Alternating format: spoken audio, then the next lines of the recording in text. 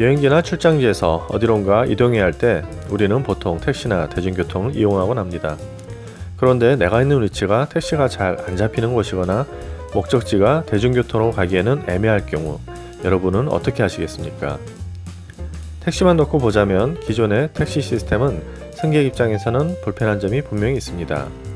운전하면서 끊임없이 정치 이야기를 하거나 라디오 볼륨을 크게 틀어놓는 일은 양반이고 가까운 길을 돌아가거나 승차 거부도 종종 있습니다.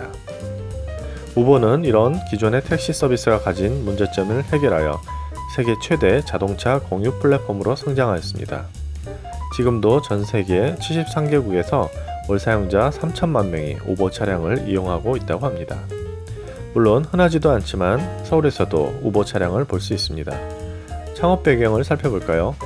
2008년 겨울 어느 날 프랑스에 출장을 간 한 남자는 매서운 눈보라가 몰아치는 파리 시내에서 택시가 잡히지 않아 애를 먹었습니다.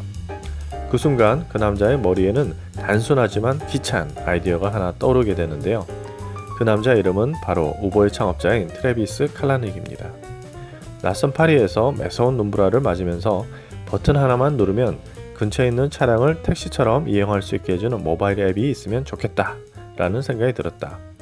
성공한 기업가들의 창업 배경을 살펴보면 이렇듯 자신이 직접 경험한 불편한 점들을 개선하여 대박을 친 사례가 많은 것 같습니다. 그럼 이제 우버의 이용 프로세스를 한번 살펴보겠습니다. 먼저 승객이 우버 앱을 다운로드 받고 이용자 정보, 신용카드 정보 등을 입력합니다.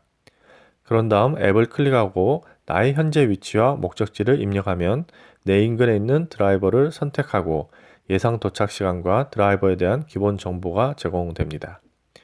우버 차량에 탑승하면 미국 기준으로는 기본 요금 2.5달러, 시간 및 이동 거리에 따라 요금 계산이 달라집니다. 목적지를 이미 앱으로 전송했기 때문에 드라이버에게는 따로 목적지를 말하지 않아도 되고 어느 길로 가달라고 부탁하지 않아도 됩니다. 우버 앱에 내장된 내비게이션이 안내하니까 말이죠. 목적지에 도착하면 현금이나 카드 필요 없이 이미 신용카드 넘버가 등록된 모바일 앱으로 자동 결제하게 됩니다. 또 목적지에 내리면 승객은 드라이브에 대한 평가를 할 수 있고 이 모든 과정이 끝나면 우버는 수수료 명목으로 20 내지 30%를 제한 나머지를 드라이버의 계좌에 입금해 줍니다. 이제 우버의 성공 비결을 살펴볼까요? 크게 세 가지로 구분할 수 있는데요.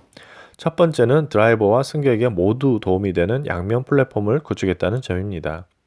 승객은 대기 시간 없이 원하는 차량에 탑승해 이동할 수 있고 모든 정보와 결제가 앱으로 이루어져서 지갑 없이도 탑승할 수 있어 편리합니다. 또 드라이버 입장에서는 자기 보유 차량을 가지고 여유 시간에 일을 할 수 있어 부가 수입을 올릴 수도 있습니다. 두 번째는 이용자의 적극적인 참여인데요. 서비스 이용 고객은 목적지에 도착한 후 드라이브에 대한 평가를 남길 수도 있고 다른 사용자는 이를 참고할 수 있습니다. 드라이버의 서비스나 인성도 천차만별일 텐데 다수의 이용자가 남긴 후기와 평점을 통해 자연스럽게 물관리가 되고 평점이 좋지 않은 드라이버는 플랫폼에서 퇴출되는 시스템입니다. 세 번째는 데이터 기반의 인공지능 알고리즘입니다.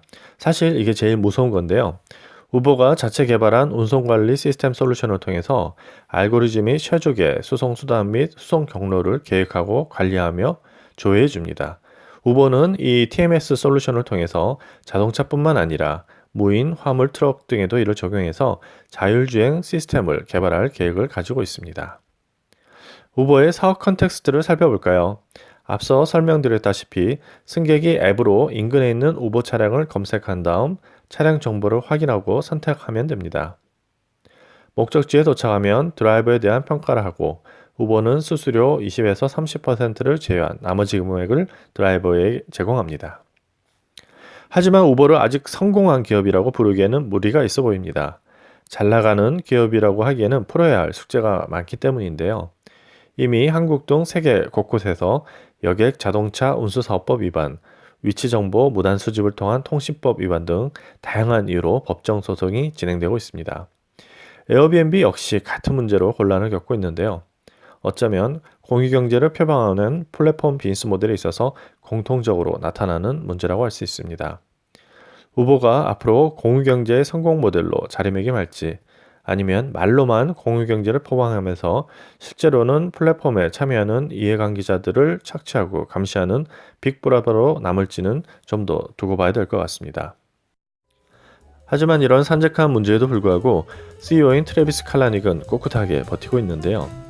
나의 목표는 택시 시장 붕괴가 아니라 모든 사람들이 저렴한 가격으로 편리하게 차량 공유 서비스를 이용해서 궁극적으로 우버가 차량 소유를 대체하는 것이다. 그가 얼마 전 한 컨퍼런스에서 밝힌 우버의 미션입니다. 아마도 이런 신념이 지금처럼 힘든 상황에서도 그를 버티게 하는 원동력이 아닐까 싶습니다. 지금까지 세계 최대 차량 공유 플랫폼 우버의 비즈니스 모델에 대해 말씀드렸습니다. 저는 다음에 더 좋은 컨텐츠로 찾아뵙겠습니다. 지금까지 이승준이었습니다. 감사합니다.